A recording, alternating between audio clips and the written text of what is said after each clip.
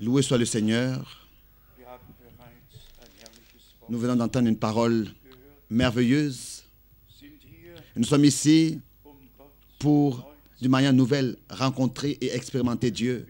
Vraiment, d'une manière nouvelle, l'expérimenter. Et aussi des guérisons ont lieu encore aujourd'hui. Notre frère Müller du Chili est venu aujourd'hui dans le bureau et disait, frère Franck, il y a une année d'ici, alors que tu étais parmi nous au Chili, tu as prié pour moi et Dieu m'a guéri. Où est le frère Müller? Ça, c'est le frère. C'est le frère Müller. C'est un témoignage glorieux de ce que Dieu a fait. Que Dieu te bénisse. Seulement pour vous encourager, pour tous ceux qui ont une requête. La parole de Dieu est vraie. Toutes les promesses sont oui et amen. Et nous pouvons réellement prendre Dieu à sa parole. Sentez-vous bien dans la présence de Dieu et que toute la salle et nous tous, nous soyons réellement consacrés au Seigneur pour qu'aujourd'hui, il puisse, avec nous tous, recevoir ce qui lui revient de plein droit. Mettez votre confiance en lui. Nous venons justement de manière juste et correcte d'entendre. Ce n'est pas le message d'un homme, ce n'est pas la parole d'un homme, mais c'est la parole de Dieu, c'est le message divin adressé à nous tous. Particulièrement, nous saluons et souhaitons la bienvenue particulièrement de manière fraternelle à un couple qui vient de loin d'ici, de l'Australie, Sydney de l'Australie. Nous vous souhaitons la bienvenue. Où sont le frère et la sœur Lynn? Où sont-ils? Ah, ici. Que Dieu vous bénisse. Ça, c'est le frère et la sœur Lynn. Les deux sont d'origine chinoise, nés à Singapour. Ils ont étudié en Angleterre, sont partis ensuite en Australie. Et nos frères et notre frère et notre sœur sont responsables de ce que dans la langue chinoise, il soit traduit. Ils ont traduit déjà les 3 premières brochures, crois seulement au ainsi dit le Seigneur, et impact de la révélation, et le temps est proche, et ainsi dans cette langue la plus parlée en Chine, c'est le mandarin, et c'est ainsi qu'ils font en sorte que aussi le frère Branham, les prédications du frère Branham dans cette langue mandarine soient traduites, qui dans une grande partie de la Chine et aussi à Hong Kong et à Singapour est parlé. Nous vous souhaitons la bienvenue. Nous nous réjouissons de ce que vous êtes ici et que Dieu vous bénisse très particulièrement. Ensuite, nous avons des frères ici, de loin et de près. Le frère Ondrašek de Bratislava, le frère Kukacak de Prague, et nos frères de Paris, le frère Gilbert et le frère de Montreuil, qui est responsable pour traduire tout dans la langue française. Nous sommes reconnaissants pour de tels frères.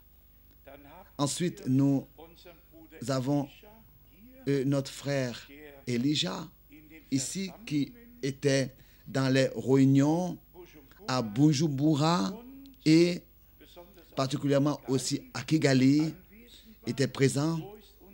Où est le frère Elijah? Ça, c'est notre frère Elijah, vraiment un homme de Dieu. Nous avons dans 5 pays de l'Afrique eu des réunions merveilleuses, en commençant à Nairobi et ensuite à Kigali, ensuite à Bujumbura. Nous sommes revenus à Kigali et ensuite à Nairobi, Dar es Salaam et plus loin à Johannesburg, et ensuite nous sommes allés jusqu'à Kapstadt. C'est ainsi que en tout j'ai visité 5 pays en 12 jours. J'ai eu 12 réunions, chaque dimanche 2 réunions, et avec cela le temps a été utilisé. La petite réunion à Nairobi, à peu près 150 personnes. La plus grande à Kigali, à peu près 4500 personnes. Et nous sommes reconnaissants au Seigneur. Notre frère, tout à l'heure, vient de me dire qu'il y avait 2 groupes qui ne s'harmonisaient pas l'un avec l'autre, et que Dieu a accordé sa grâce et qu'ils ont été joints ensemble, et cela me réjouit en fait. Je suis réellement responsable d'aucune division sur cette terre. Si je peux même encore apporter ma contribution, que ces différents groupes-là s'unissent, alors que le nom du Seigneur seulement soit élevé et glorifié. Il y aurait beaucoup de choses à dire. Nous n'allons pas pouvoir aujourd'hui nous occuper de la partie politique. Nous prions pour Israël. Nous portons des soucis pour aussi ce que ce parti Hamas, en ce qui concerne ce parti d'Hamas, Hamas qui a déclaré ouvertement comment est-ce que cet homme à Téhéran a dit que Israël n'a rien à faire ici sur terre, mais que Israël a à disparaître dans la mer. Des personnes qui, avec ironie, renient l'Holocauste. Des Juifs disent simplement, s'il y avait eu un Holocauste vraiment, alors les Juifs ne seraient pas ici aujourd'hui, n'existeraient pas aujourd'hui. Ça va trop loin, ce que des hommes se permettent de dire et de faire et de penser, et ce qu'ils disent. Et nous sommes de cette conviction que Dieu va rétribuer, va régler le compte, et qu'en ce moment, il fait que regarder jusqu'à que la mesure soit pleine. Et quand la mesure sera pleine, alors ça débordera. Nous avons aussi entendu comment est-ce que les choses vont avec Téhéran. La Chine et la Russie vont faire ensemble qu'avec Téhéran, tout soit en ordre. Quelque chose de très bien.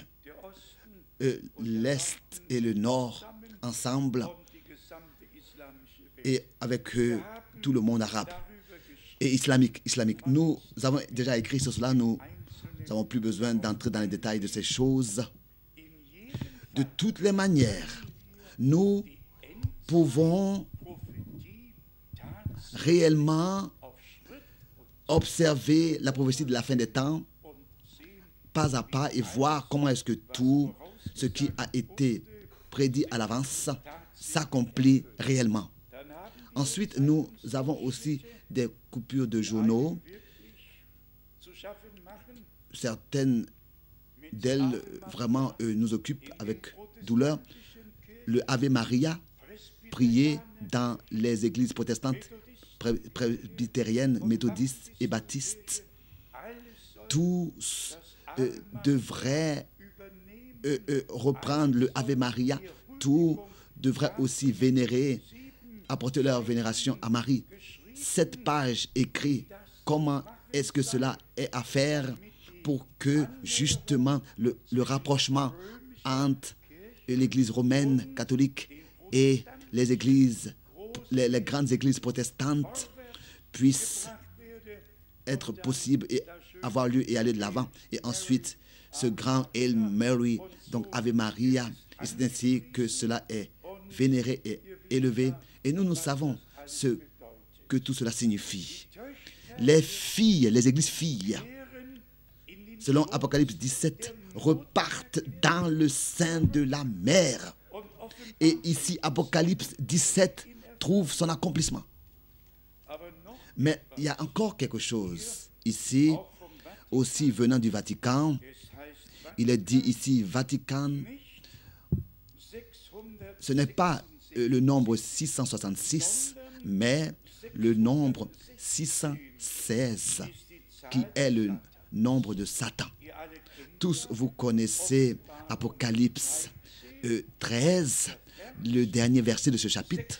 666, le nombre d'un homme, pas d'un ordinateur, mais d'un homme. C'est ainsi que c'est écrit dans la Bible, dans Apocalypse 13, les derniers versets. Mais ici, ensuite, la menace est même faite que nous n'avons plus le droit de prétendre que ce nombre 666 est le nombre de Satan, comme c'est écrit dans la Bible, mais le nombre 616. Oui. Mais notre décision est déjà prise depuis longtemps. Elle est ferme. Nous disons seulement ce que Dieu a dit. Et ce que Dieu dit est écrit dans sa parole. Et tout le reste n'est pas pour nous. Et que Judas soit béatifié, cela dépasse toute mesure. Le Vatican veut que Judas soit béatifié, soit déclaré sauvé, sauvé. Et ensuite, le jour arrive où même il appartiendra aux saints et pourra être invoqué pour que tous ceux qui sont dans des problèmes d'exercer de la trahison, que Judas puisse les aider aussi. Je ne sais pas à quel point les choses devraient aller. Dieu le sait. Dieu le sait. Et la chose la plus grave, c'est qu'un grand rabbin a exprimé ce souhait, ce désir. Est-ce que je devrais le dire? Est-ce que je ne devrais pas le dire? Que Pape Pie XII soit inscrit entre la rubrique des justes de la nation d'Israël, Ayat Vashem. Ayat Vashem. Pour tous ceux qui ne le savent pas encore, Yat Vashem est l'endroit en mémoire de l'Holocauste où tout ce qui s'est passé pendant la Deuxième Guerre mondiale, dans le temps du Troisième Reich, en meurtre de ces 6 millions de Juifs. Le pays, la ville et le nombre, tout a été conservé, écrit en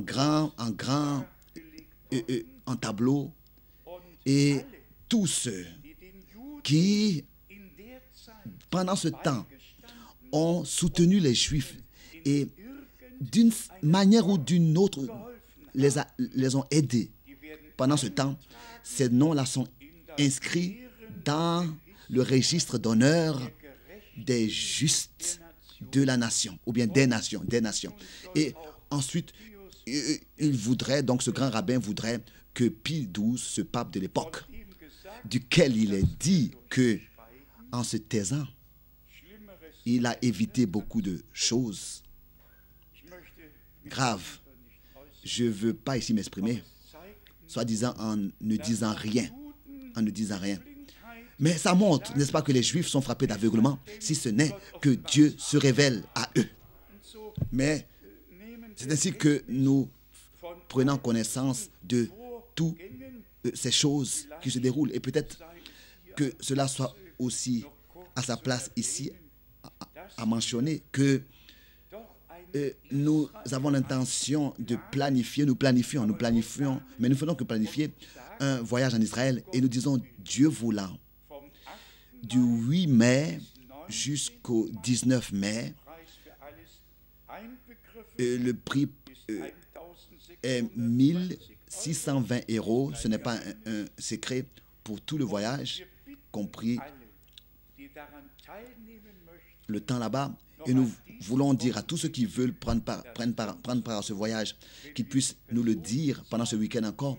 Car si le nombre des personnes n'est pas atteint, le voyage devra être annulé et tout le reste ainsi entre les mains du Seigneur et entre les mains du futur. Encore une fois, nous voulons le répéter. Nous voyons en tout ce qui se passe que réellement, nous sommes arrivés dans la dernière phase de la fin des temps et vous savez tous, nous n'avons jamais en cet endroit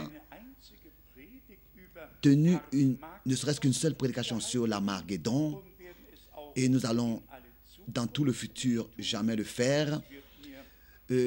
Cela de manière internationale m'est reproché que je prêche l'Armageddon et que je crée une atmosphère de fin des temps. Non, pas une atmosphère de fin des temps, mais à la fin des temps, être apporté en accord et en harmonie avec Dieu et sa parole. C'est de ça qu'il s'agit. C'est de ça qu'il s'agit. Pas d'effrayer et de faire peur aux hommes, mais comme notre Seigneur dans Matthieu 24 au verset 33 a dit, quand vous verrez que tout cela s'accomplit, alors vous savez que cela est proche, oui, que c'est devant la porte. Marc 13,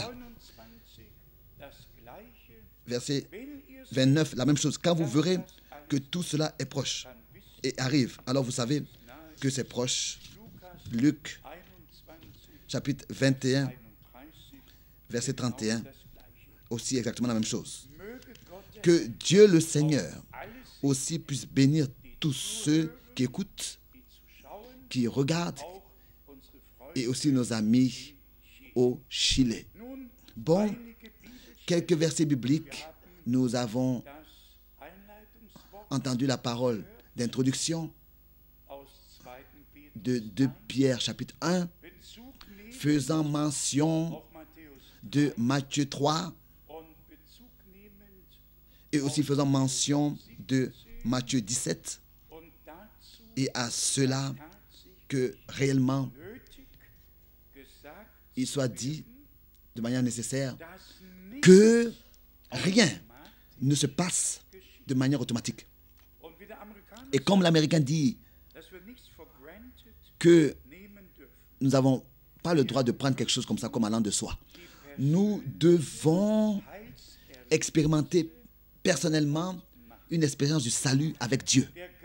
L'Esprit de Dieu doit nous convaincre du péché, de la justice et du jugement.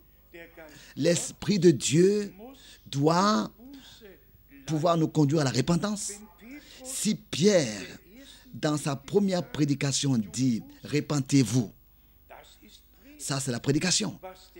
Mais ce que l'Esprit de Dieu, lui, produit, qui est convainc du péché et de la justice et donc du jugement et de la justice, ça c'est donc l'effet par l'Esprit de Dieu en ceux qui écoutent pendant la prédication.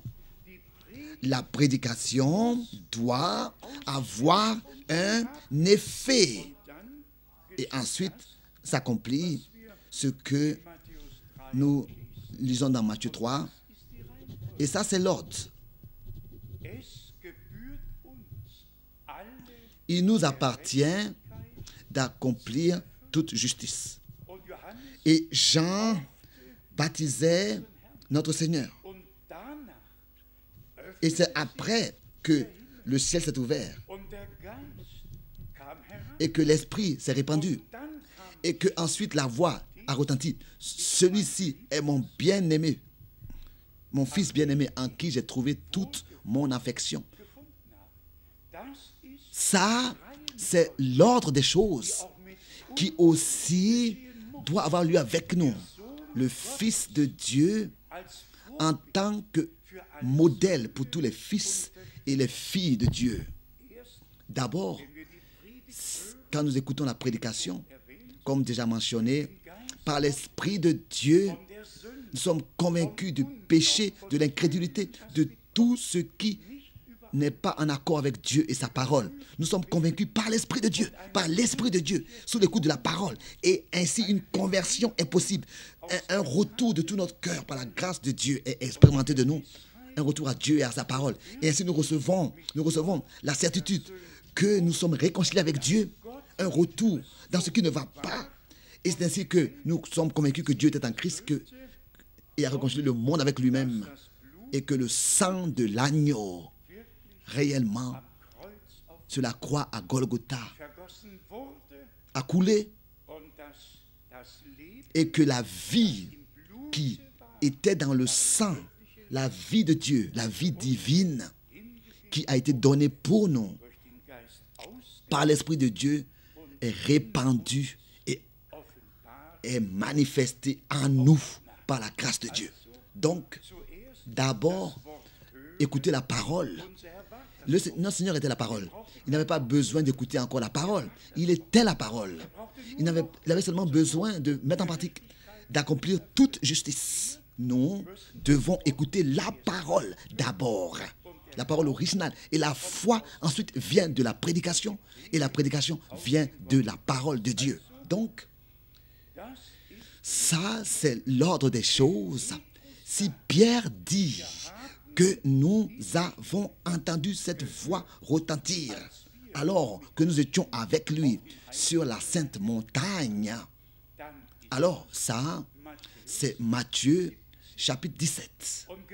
Et justement, dans Matthieu 17, notre Seigneur a donné la promesse du prophète Malachie. D'une manière tout nouvelle, il l'a confirmée. Il a confirmé cette promesse du prophète Malachie. La Bible est ordonnée de manière divine. Elle est ordonnée pas seulement dans l'exposé des choses, mais aussi en relation avec la parole prophétique. Nous avons ici, dans Matthieu 17, réellement, cet exposé merveilleux de ce qui s'est passé sur la montagne de transfiguration. Jacques, Jean et Pierre étaient allés avec le Seigneur.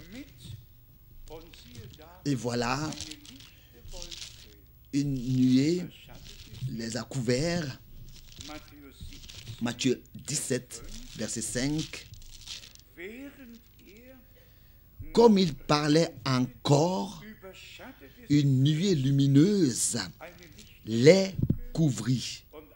Et voici une voix fit entendre de la nuée cette parole. Cela me plaît ici. Une voix retentit. Ce n'est pas seulement une voix, mais avec retentissement. Avec retentissement. Et voici une voix retentit fit entendre de la nuée ces paroles.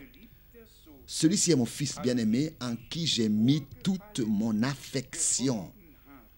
Écoutez-le.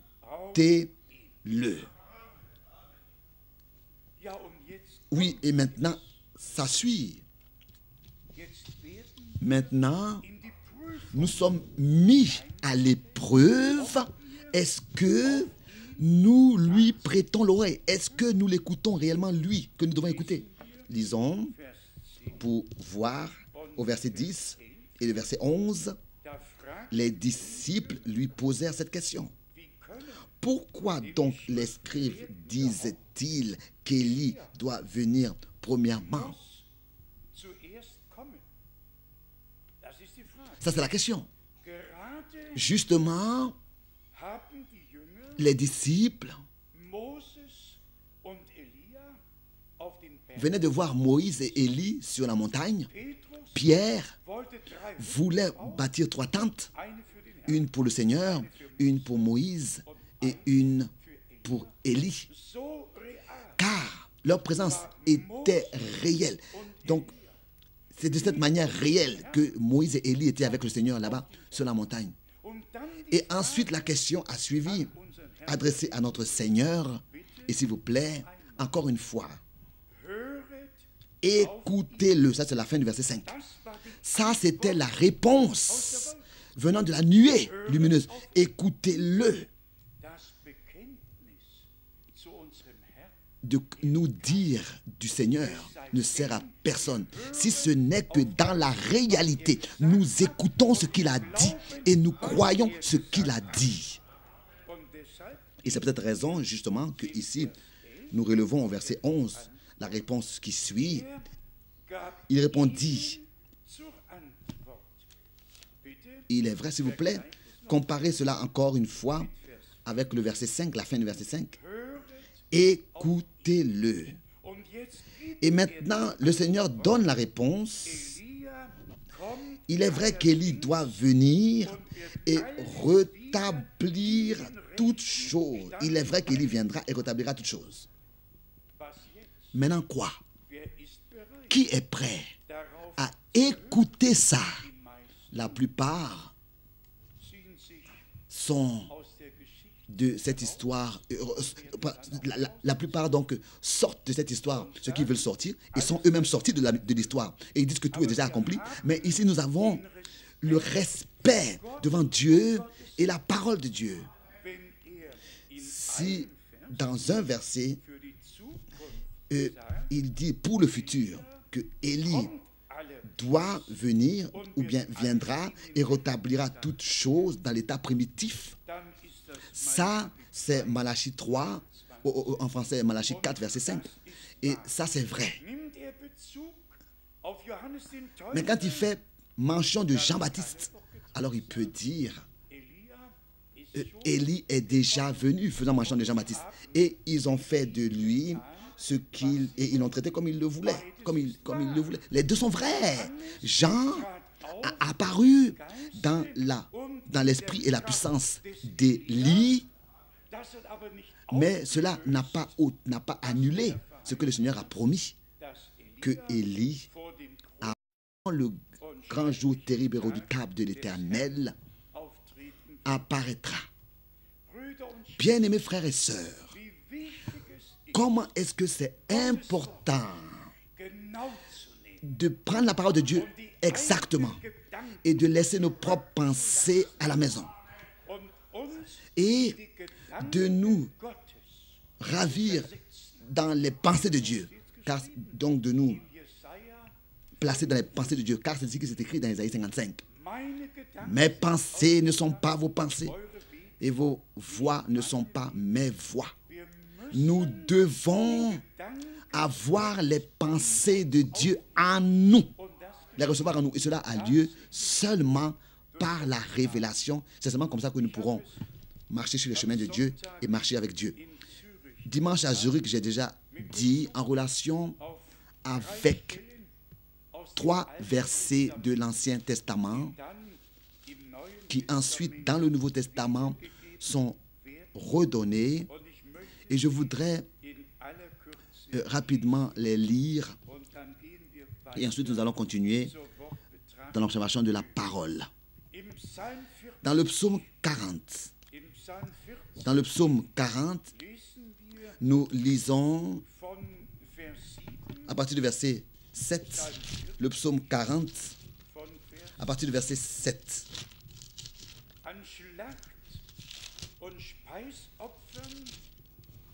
Tu ne désires ni sacrifice ni offrande. Tu m'as ouvert les oreilles.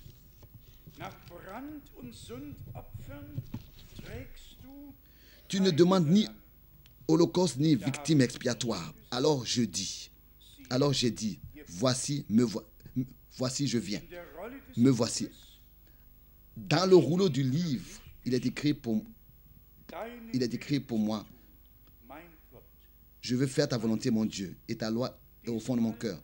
De faire ta volonté, c'est mon délice. C'est mes délices. De faire ta volonté, c'est mes délices. Ici, cette expression m'a touché le cœur. Voici, je viens. En allemand, me voici. Me voici.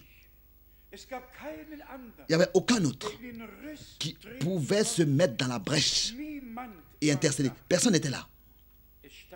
C'était écrit dans le rouleau du livre, avec le rouleau du livre écrit pour moi.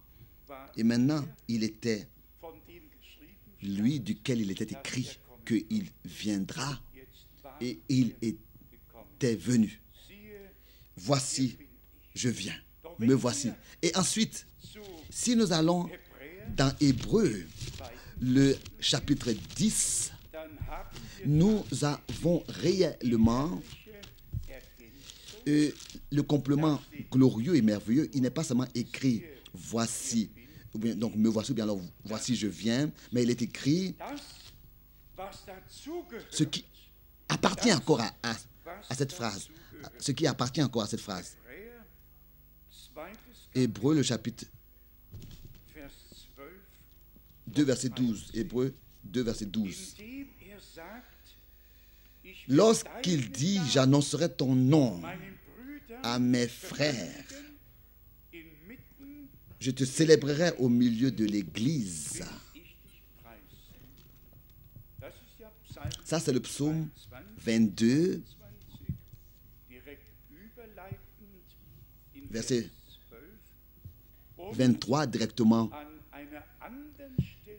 Et dans un autre verset, et encore je me confierai en toi, et encore me voici, moi et les enfants que Dieu m'a donnés. Et ici, cette phrase, je ne termine pas, me voici, moi. Me voici, moi. Et les enfants que Dieu m'a donnés.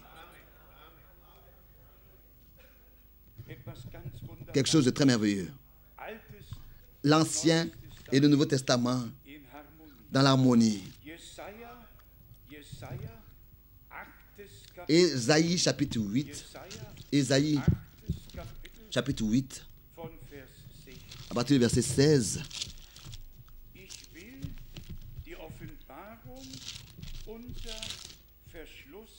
J'enveloppe cet oracle, cette révélation dans mes disciples.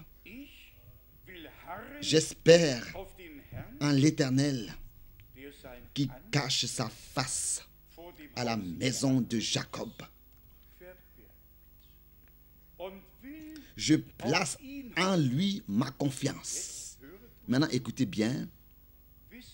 Voici, moi et les enfants que l'Éternel m'a donnés. Soyez sincères. Qui de vous, de nous, aurait pu trouver ces deux pensées-là de Ésaïe 8, verset 18 et le psaume 40, verset 7 à 9? Qui aurait trouvé ces deux pensées que Paul a conduit ensemble dans Hébreux? Me voici, moi et les enfants que l'Éternel m'a donnés. Seulement un verset à moitié a suffi. La deuxième partie.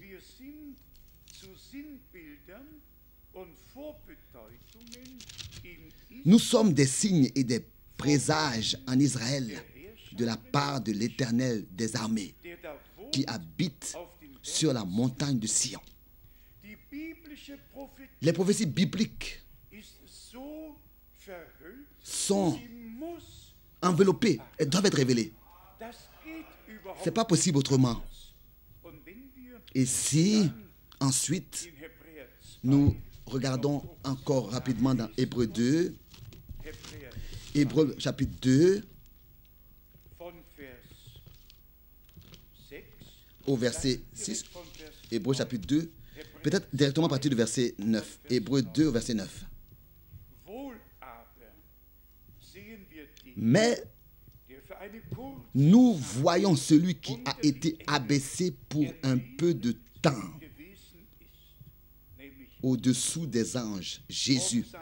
Nous le voyons couronné de gloire et d'honneur à cause de la mort qu'il a soufferte. Ainsi, par la grâce de Dieu, il a souffert la mort pour tous. Pour tous. Et maintenant, suit le verset 10. Il convenait en effet que celui pour qui et par qui sont toutes choses et qui, et après avoir conduit à la gloire beaucoup de fils, est élevé à la perfection par les souffrances, le prince de leur salut. Après qu'il ait conduit beaucoup de fils à la gloire. À la gloire. Sur la croix à Golgotha, cela s'est accompli. Une pleine œuvre de rédemption et de salut pour tous les fils et les filles de Dieu. Le prix a été payé.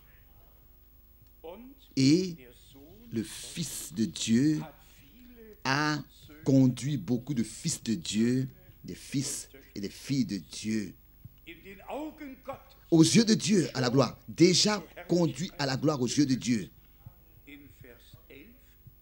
Au verset, dans Hébreux 2, au verset 11, car celui qui sanctifie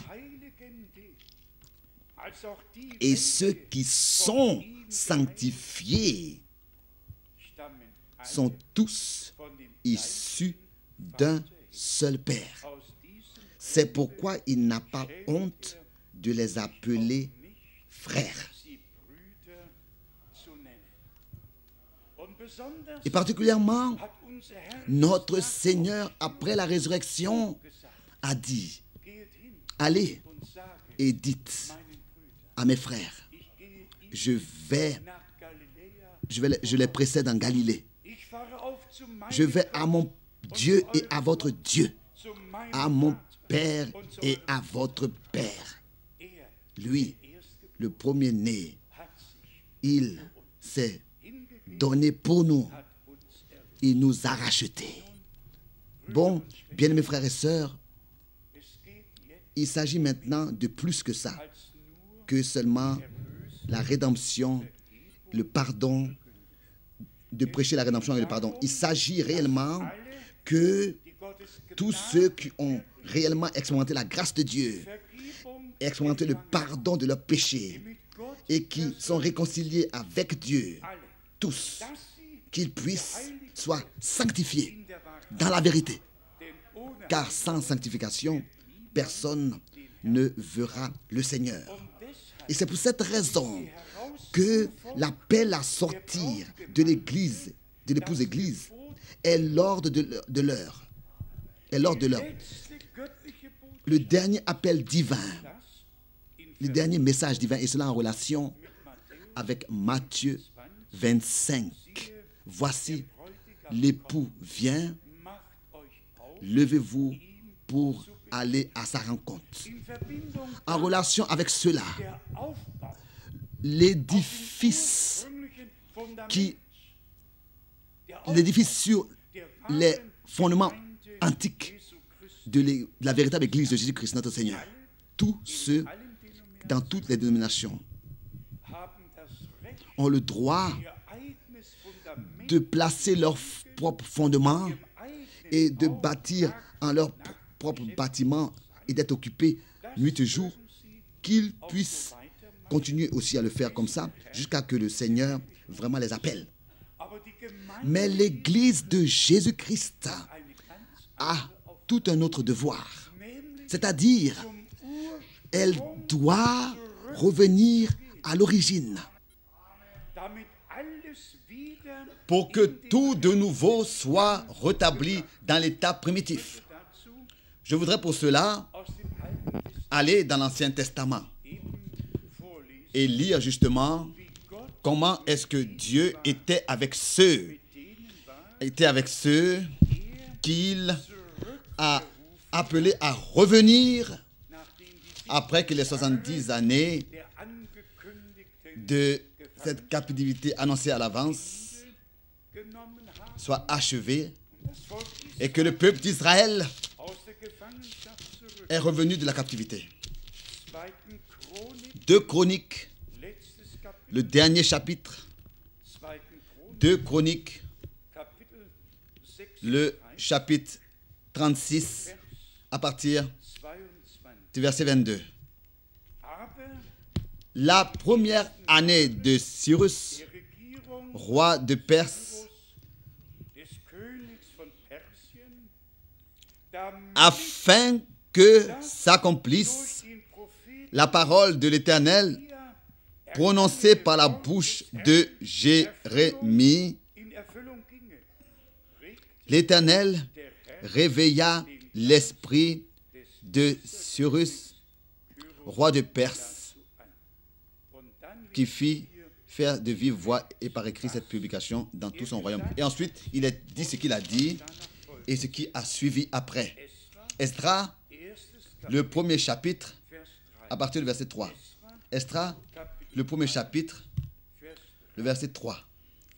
Qui d'entre vous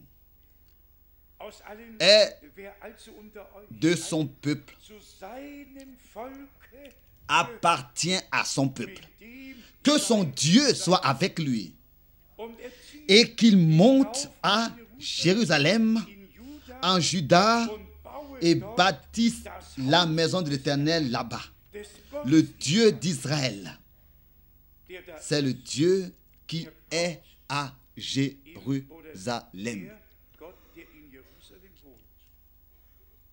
qui habite à Jérusalem. Qu'est-ce que nous constatons ici? Que qui d'entre vous appartient au peuple de Dieu, que son Dieu soit avec lui et qu'il monte à Jérusalem, en Juda, dans la ville, à la ville que Dieu a choisie. Car de Jérusalem, l'enseignement devait sortir et la parole de Dieu de la montagne de Sion. Donc, si maintenant nous sortons de la captivité babylonienne, s'il vous plaît, pas pour encore former des nouveaux groupes ici et là et des organisations, mais de revenir à Jérusalem, de revenir à l'état qui existait au commencement, à l'état primitif, à l'origine, pour que le Seigneur puisse lui-même bâtir son Église et par sa grâce l'achever. Dans Esdras, le chapitre 5, nous lisons au verset 11. Esdras, le chapitre 5, verset 11. Voici la réponse qu'ils nous ont faite. Nous sommes les serviteurs du Dieu des cieux et de la terre. Et nous rebâtissons la maison qui avait été construite il y a bien des années. Un grand roi d'Israël l'avait bâti et achevé. Avons-nous lu? Ici, la déclaration a été donnée disant, nous sommes les serviteurs du Dieu des cieux et de la terre. Et nous rebâtissons la maison qui avait été construite il y a bien des années. Ce ne sont pas des serviteurs, ils n'ont pas été des serviteurs d'hommes.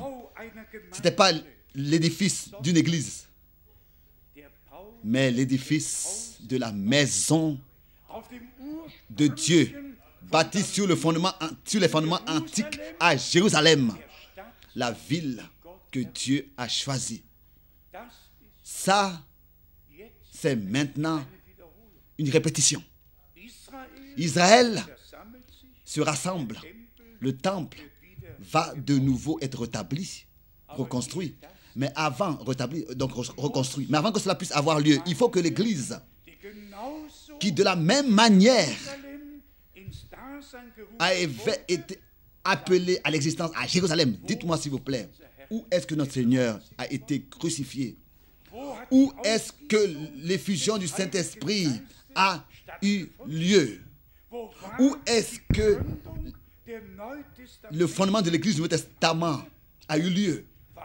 Est-ce que cela a eu lieu à Tel Aviv ou bien à Jéricho? Non. Ça a eu lieu à Jérusalem, dans la chambre haute, où le peuple de Dieu était rassemblé et le royaume de Dieu a apparu. Et le salut de Dieu a été accordé à l'humanité. Donc, les deux, le peuple d'Israël en tant que peuple élu naturel et l'Église de tous les peuples, les langues et les nations. Les deux ont leur origine là-bas. L'un dans le domaine naturel, l'autre dans le domaine spirituel. Mais déjà le jour de la Pentecôte, il y avait eu 16 différentes nations rassemblées à Jérusalem. Et ils ont dit tous, nous les écoutons, chacun de nous parler dans la langue natale dans laquelle nous sommes nés. Donc Dieu a lui-même fait en sorte que le jour du fondement de l'Église du Nouveau Testament, tous sont venus de loin et de près, se sont rassemblés et ont expérimenté personnellement la grâce de Dieu. Bien-aimés frères et sœurs, cela se répète dans notre temps. L'Église de Jésus-Christ est bâtie sur le fondement primitif qui avait été placé au commencement, d'une manière nouvelle. De nouveau, pour que tout de nouveau devienne tel que c'était au commencement. Tous nous croyons que le temple va être rebâti parce que cela a été écrit ainsi. Dans le prophète Ézéchiel, dans le prophète Zacharie, dans l'Apocalypse, le chapitre 11, cela est écrit que le temple va être rétabli, mais reconstruit. Mais maintenant, il s'agit réellement du temple de Dieu, de l'Église, constitué de tous les peuples, les langues et les nations. Et nous ne venons pas nous rassembler pour écouter quelque chose de quelconque, mais nous venons pour écouter le message de ce temps, pour ce temps. Et si souvent, combien de fois je devrais encore le répéter, nous avons, selon l'état actuel, qui demeure dans les dernières années à peu près pareil, nous avons 347 différentes confessions et dénominations, mais il y a une seule église du Dieu vivant. Il y a une seule église de Jésus-Christ, notre Seigneur. Et c'est pour cette raison que nous avons tous lu que notre Rédempteur a conduit à la gloire beaucoup de fils. Et c'est pour cette raison qu'il est écrit dans Éphésiens chapitre 5 au verset 27 que notre Seigneur va faire paraître devant lui une église sans tache, sans ride et irréprochable. Une église rachetée par le sang de l'agneau, qui a le pardon, qui a la réconciliation, la grâce et le salut. Une église qui a expérimenté toutes ces expériences-là personnellement avec Dieu, jusqu'à que cette voix retentit. Celui-ci est mon fils bien-aimé, celui-ci est ma fille bien-aimée, en qui j'ai trouvé mon bon plaisir. Ça, c'est en fait Actes des Apôtres, chapitre 2. Et ça n'a aucun sens de seulement lire le verset 38. On doit lire le verset 39, au moins jusqu'au verset 41. Car au verset 39, c'est la confirmation du verset 38. C'est ainsi que vous recevrez le don du Saint-Esprit. Car cette promesse est pour vous et pour vos enfants et tous ceux qui sont encore au loin, en aussi grand nombre que le Seigneur, notre Dieu, appellera. Alors si, pendant ces jours, il nous a appelés en tant que personnes qui, avant même la fondation du monde, ont été élus et déterminés à voir la gloire de Dieu. Bien, mes frères et sœurs, alors ça veut dire que nous avons le droit sur chaque promesse. Et ainsi, c'est ainsi que cela commence en fait. Car d'abord, c'est seulement quand l'Église sera revêtue de la puissance d'en haut, c'est seulement comme ça que les dons et les fruits de l'Esprit pourront devenir visibles. Auparavant, nous faisons que nous efforcer, parfois cela nous réussit, parfois ça ne nous réussit pas. Mais alors, cela s'accomplira. Je suis le sceptre et vous êtes les sarments. Alors, la vie divine, la vie de Dieu sortant du sceptre se manifeste dans les sarments et c'est ainsi que cela est manifesté par les branches. Et c'est ainsi que nous devons revenir à ces choses. Que réellement, ce ne soit pas seulement que nous observons la parole de Dieu, écoutons la parole de Dieu, mais que nous puissions réellement l'expérimenter de cette manière telle qu'elle nous a été transmise. Qui est pour cela? Qui? Je pense, oui, je pense tous. Tous, bien sûr, je pense tous, nous sommes pour cela. Dans Esdras, le chapitre 7, nous lisons encore la deuxième partie du verset 12. Esdras, chapitre 7, verset 12.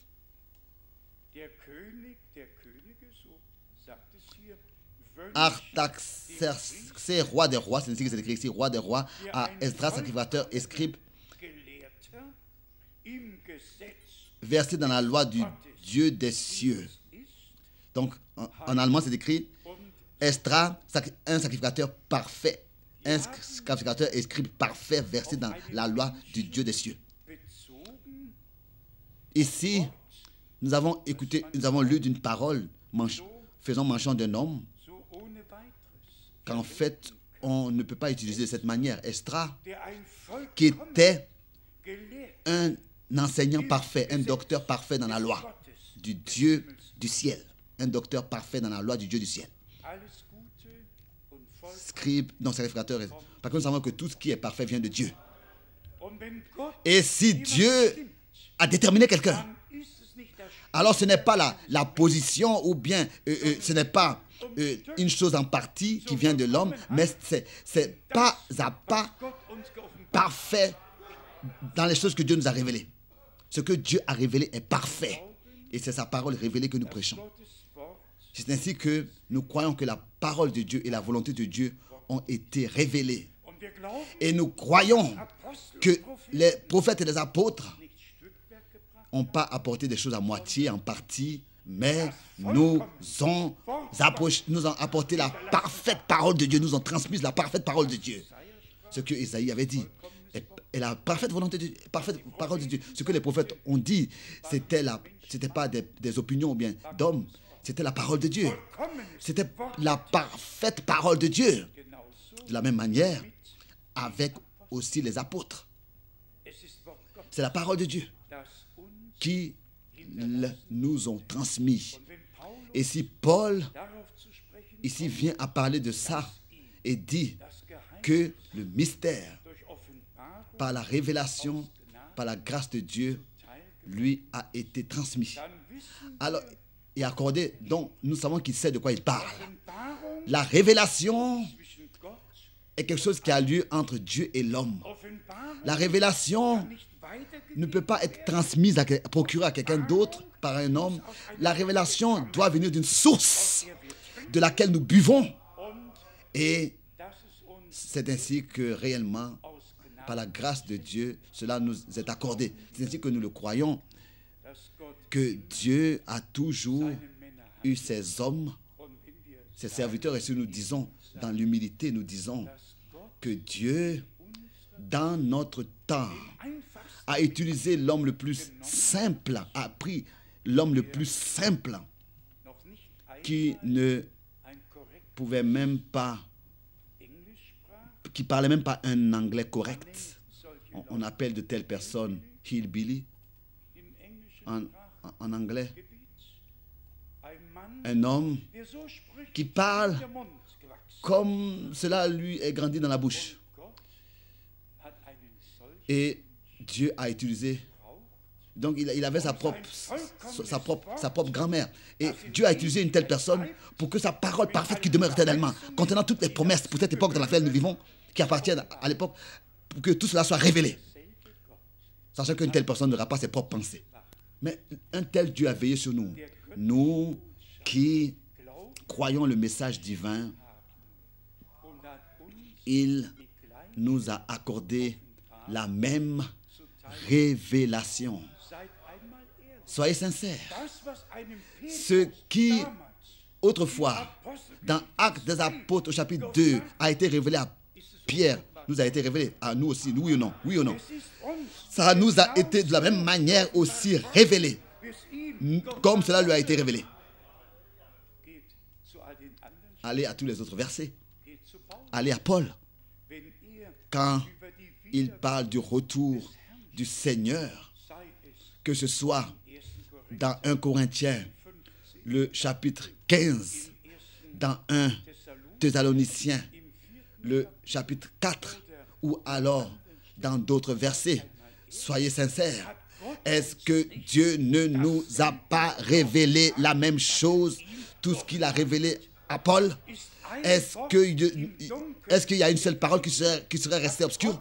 Est-ce que Dieu n'a pas révélé tout son conseil du salut? Ça, c'est l'œuvre de Dieu.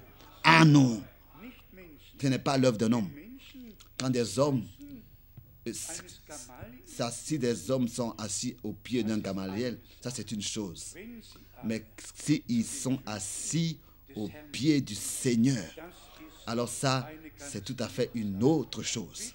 S'il vous plaît, pensez à cela. Vous tous qui appartenez à son peuple, montez à Jérusalem et bâtissez la maison de votre Dieu de nouveau et rebâtissez. Et c'est-à-dire sur les fondements antiques sur lesquels le premier temple s'était tenu. Qu'est-ce qui doit se passer avec nous? Vous tous qui appartenez au peuple de Dieu. Vous qui réellement êtes devenus enfants de Dieu. Vous, c'est à vous que Dieu parlera. Tous les autres n'en prennent pas part. Parlez avec un certain prédicateur ou bien un évangéliste ou bien un charismatique sur les promesses pour ce temps. Voici, je vous envoie le prophète Élie. Ouais. Avec cela, vous ne pouvez plus rien devenir. Vous ne pouvez rien devenir avec ces gens. Ils ont tous un programme plein. Et tellement plein qu'il n'y a plus autre chose qui peut avoir de la place. Ils sont occupés dans leur programme. Je me rappelle alors que j'étais à Talvea avec le frère Menet. Il y a le charismatique, le conducteur charismatique là-bas qui m'avait dit: nous sommes très heureux de ce que vous êtes venus. Mais je dois vous dire que nous avons besoin au moins de 2 à 3 heures pour notre louange et notre adoration et les cantiques. Alors, je ne sais pas si, nous ne savons pas s'il y aura encore du temps qui restera pour la prédication. 2 à 3 heures. Et alors quand j'ai dit, mais vous savez, chanter, vous pouvez toujours le faire. Vous pourrez toujours encore le faire. Mais donnez la première place au Seigneur et à sa parole. Et alors, il y a eu seulement, donc, il a levé les épaules. Et non, ils ont continué comme ça à, soi-disant, louer le Seigneur. Bien, mes frères et sœurs, si ici, nous disons ces choses, c'est avec une douleur dans notre âme. L'adversaire a réussi à enrouler les hommes dans plein de programmes, d'une manière qu'ils n'ont plus de temps pour vraiment s'asseoir et écouter la parole de Dieu. Mais ils sont occupés à leur propre programme, et à leur programme est continu. Mais je vous dis que la déception sera très grande pour ces personnes quand le Seigneur Jésus-Christ reviendra. Aussi, les versets dans le Nouveau Testament pour nous montrer que nous sommes la maison de Dieu. Tous, vous connaissez cette parole d'Hébreux, Hébreux, le chapitre 2. Ici, il nous est dit, ou bien alors Hébreux chapitre 3 plutôt, Hébreux chapitre 3, à partir de versets 5 et 6. Pour Moïse, il a été fidèle dans toute la maison de Dieu comme serviteur pour rendre témoignage de ce qui devait être annoncé ou prêché en tant que révélation. Pour rendre témoignage de la révélation qui devait être annoncée. Dans la loi, il s'agissait de beaucoup, mais il s'agissait surtout ici de ce qui devait être annoncé en tant que révélation, de la révélation qui devait être prêchée. Au verset 6, alors, mais Christ l'est comme fils sur sa maison, et sa maison, c'est nous, pourvu que nous retenions fermement jusqu'à la fin la confiance et l'espérance dont nous nous glorifions.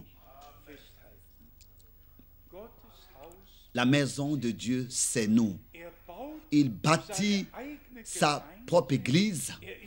Il est la pierre angulaire et nous, en tant que pierre vivante, nous sommes édifiés pour devenir une maison de Dieu en esprit. Et bien, mes frères et sœurs, ça, ce n'est pas de s'élever.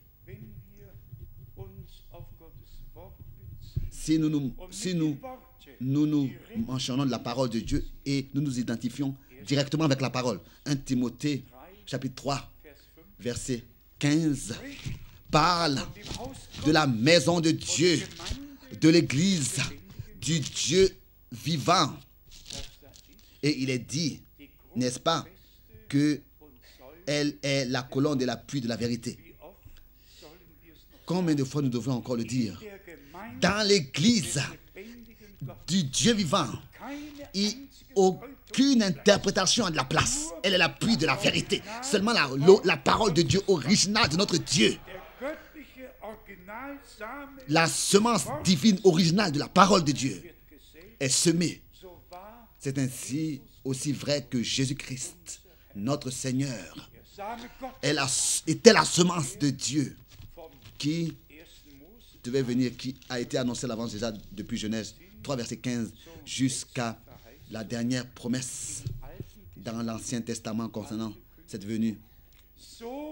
C'est ainsi, tel que le Fils de Dieu était la parole de Dieu pure. C'est ainsi que tous les fils et les filles de Dieu ne sont pas un mélange d'interprétations. Ils sont la pure parole de Dieu originale, la semence pure. Nous recevons seulement la parole de Dieu et la parole de Dieu en nous germe et produit son fruit parce que nous la croyons. C'est ainsi que nous l'avons souvent entendu et elle nous est révélée. Le germe de vie est dans chaque semence. Mais seulement quand la semence est semée et que le soleil, que la pluie vienne sur cette semence et que la semence meure et pourrisse, c'est seulement quand le blé, le grain de blé meurt, que le germe de vie qui est en lui quelque part caché, c'est à ce moment-là seulement qu'il sort et que la moisson est possible. Bien-aimés frères et sœurs, la récolte, ça, c'est le plan de Dieu avec l'Église.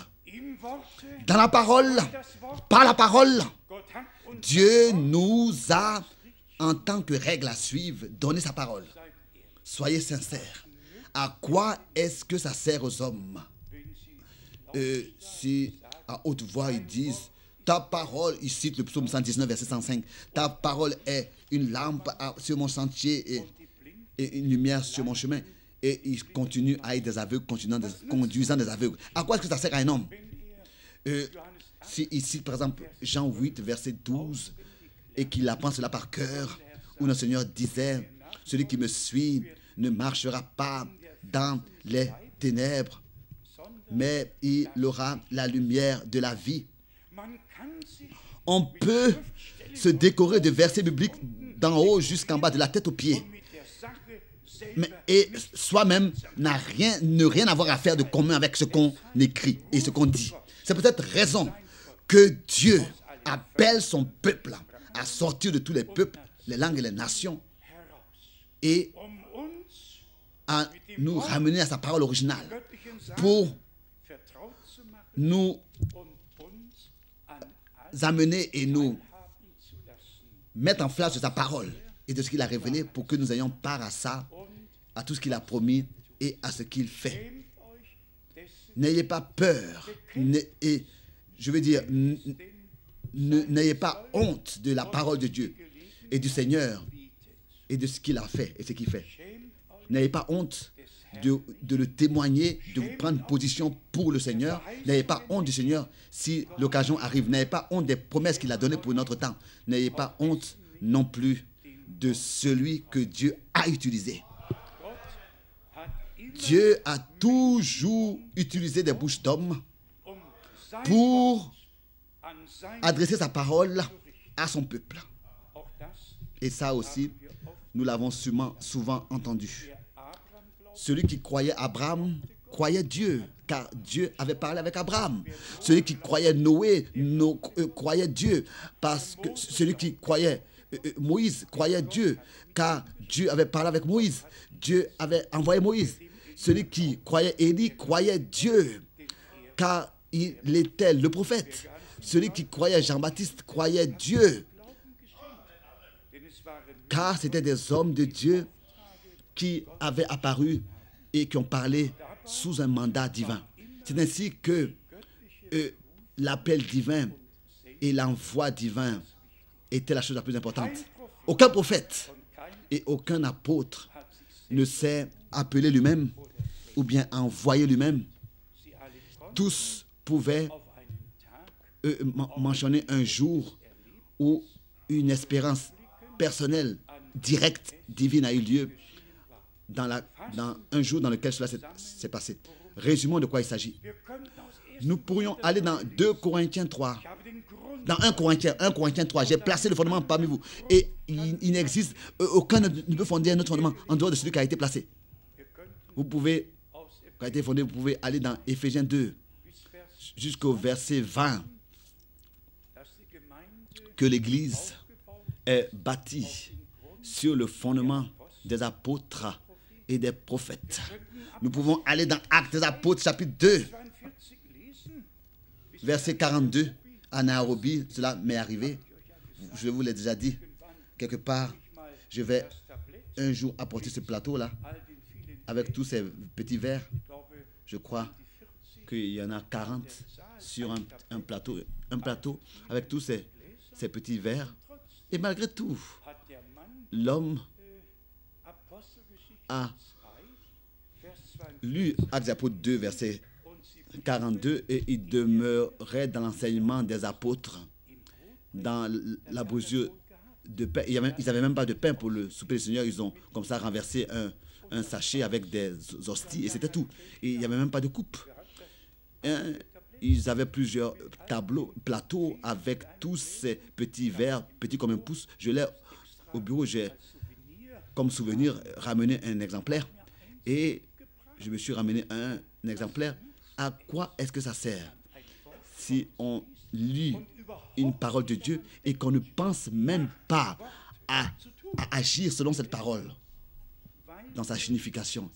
Et c'est ainsi que, puisque nous voulons être prêts le jour du retour de notre Seigneur Jésus-Christ, c'est pour nous vraiment une sainte obligation de conserver la parole de Dieu et de la prêcher dans sa forme originale, de revenir au fondement antique et à l'enseignement des apôtres et des prophètes, revenir au commencement.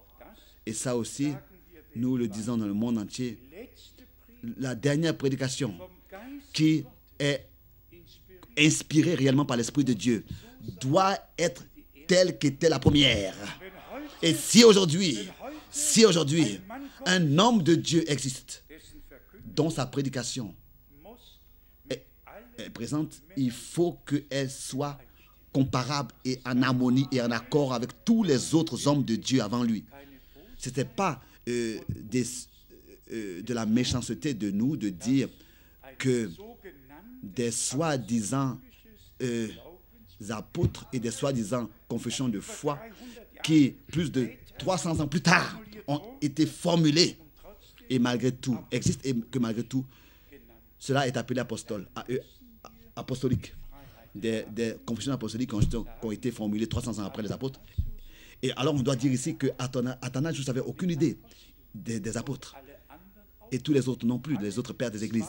Tous ces 250 personnes qui étaient présents dans le concile de Nicée étaient unis et ont donné leurs idées, ont discuté là-dessus.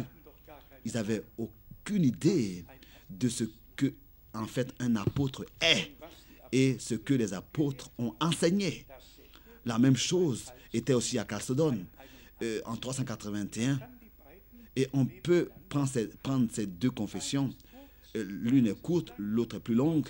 Et à la fin, c'est ensuite devenu la confession nicéenne, chalcédienne, que toutes les églises, sans considérer quel caractère elles sont, aussi des églises pentecôtistes. J'ai rencontré visité des églises pentecôtistes où directement, même à l'entrée de la salle de réunion, il y avait la confession nicéenne. Dès qu'on rentrait dans la salle, c'était à peu près un peu à gauche. On devait, en rentrant, passer devant. A écrit en gros caractère la confession nicéenne. Oh, que je puisse encore dire cela. Pas pour critiquer. Mais nous, en tant qu'Église de Jésus-Christ, bâtie sur le fondement antique, authentique, primitif, nous n'avons vraiment rien à voir avec des conciles de Nicée ou bien de Chalcédoine ou bien une certaine confession de foi. Notre confession de foi, c'est les saintes écritures, un Seigneur, une foi, un baptême, un esprit, un seul Seigneur. C'est écrit dans Éphésiens 4. C'est ainsi que ça demeure. Vous tous, qui avez reçu la grâce de Dieu et qui appartenez à son peuple, et qui dans ce temps avez écouté sa voix, venez à la parole, à l'enseignement, à la pratique qui est sortie de Jérusalem et ensuite est allée en Samarie, en Judée, en Samarie et dans le monde entier. C'est ainsi que la promesse s'intitulait et aussi l'ordre de notre Seigneur, en commençant à Jérusalem, à la Judée, en Samarie et ensuite dans le monde entier. Encore aujourd'hui, nous avons la même prédication. Encore une seule pensée. L'Église de Jésus-Christ n'a aucune place dans n'importe quel endroit qui existe. Partout, nous l'avons encore vu, partout il y a des semaines de prière, partout tous viennent se réunir. Et on priait pour l'union des croyants, des chrétiens, pour l'union des chrétiens. Pour nous, il s'agit de l'union avec Jésus-Christ.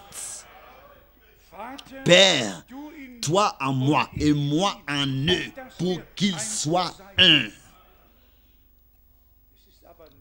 Mais c'est très proche l'un de l'autre. Écoutez, ça s'entend bien pour tous ceux qui ne connaissent pas la différence. Mais pour nous, qui avons des yeux, qui ont reçu des yeux ouverts, pour nous, cela est visible, nous le remarquons, mais le monde entier est vraiment sous la puissance du malin et ne le remarque pas. Comme du temps d'Esdras, le peuple était revenu et sur les vieux fondements antiques, ils ont bâti. C'est ainsi que Dieu a accordé sur cette terre autrefois un parfait enseignement du temps d'Esdras. C'est ainsi qu'aujourd'hui on peut dire que Dieu nous a révélé sa parole parfaite qui demeure éternellement. Colossiens 4, verset 12. Et cette parole produira l'effet pour lequel elle est envoyée en tous ceux qui la croient. Colossiens 1, verset 24, qui la reçoivent. Et c'est ainsi que Dieu, avec nous tous, recevra ce qui lui revient de plein droit. À lui, le Dieu Seigneur fidèle, soit la reconnaissance pour cela. Aujourd'hui, je dirais que ensemble, nous puissions remercier Dieu. Personne n'a besoin. Il y a quelqu'un qui était un peu trop à haute voix tout à l'heure. Personne n'a besoin de lever la voix plus que les autres. Nous voulons aussi dans la prière que nous puissions aussi dans la prière trouver une harmonie. Trouver une harmonie dans la vérité et dans l'adoration. Et c'est ainsi que Dieu produira tout le reste en nous par sa grâce. À lui, le Dieu Tout-Puissant, soit la louange et l'honneur, la gloire et l'adoration, maintenant et dans toute l'éternité. Amen. Nous voulons nous lever pour la prière. Nous voulons ensemble maintenant prier, croire et recevoir. Père bien-aimé, toi Dieu éternel, nous te remercions ensemble pour toutes les promesses qui sont oui et qui sont amen. Nous te remercions de ce qu'aujourd'hui encore tu es parmi nous et qu'aujourd'hui encore par ta parole tu as parlé avec nous. Aujourd'hui nous croyons tel que tu l'as dit et nous te demandons le pardon et la grâce et le salut. Et nous pardonnons tous ceux, fondamentalement, tous ceux qui nous auraient offensés. Nous les pardonnons de tout notre cœur. Et nous te demandons encore une fois, pardonne-nous, fais-nous grâce, accorde la guérison, la délivrance, fais des miracles. Tu es le même, hier et aujourd'hui, et éternellement. C'est à toi que nous disons merci pour toutes les bénédictions, pour toutes les prières que tu as exaucées. Et pour maintenant, car tu l'as fait. Et que tout le peuple dise Amen. Alléluia. Alléluia. Recevez-le de la part de Dieu dans la foi. Dans ses maîtres sûrs, tous sont guéris. Tous ceux qui aujourd'hui ont été apportés au Seigneur. Il s'est porté garant pour cela. À lui, le Dieu Tout-Puissant, soit la louange et l'honneur, gloire et adoration éternellement. Alléluia. Alléluia.